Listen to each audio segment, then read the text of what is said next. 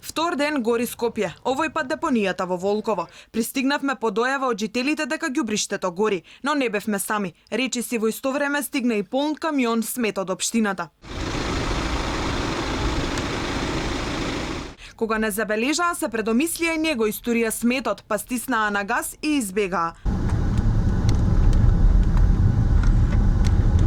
За локалните жители не беше изненадување. Велат секојдневно сведочат како се истура ѓубре од општинските камиони. Ветеното расчистување остана на збор, се жалат тие. Проблемот со депонијата веќе неколку години, а гори константно, но повеќе вака во летниот период, кога има поголеми температури, највеќе тогаш. Но и цела година константно се носи ѓубре од сите делови на Скопје. Тоа е најголем проблем, се носи кабас, отпад, се носи отпад од камиони.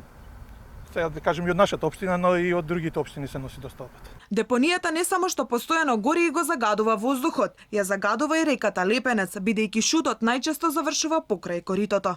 Лепенец е цел со депонија.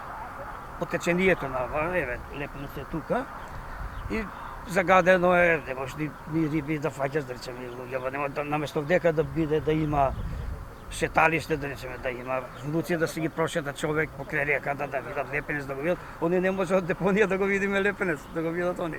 Фрлени каучи унутре у река има. За жал не е само депонијата во Волково. До доцна синоќа гореше и депонијата Вардариште. Граѓаните испратеа видеа до Алфа со инсерти од пожарот, кој се проширува и го загадува воздухот веќе неколку дена интензивно. Зошто никој од надлежните не презема ништо, за граѓаните останува нејасно.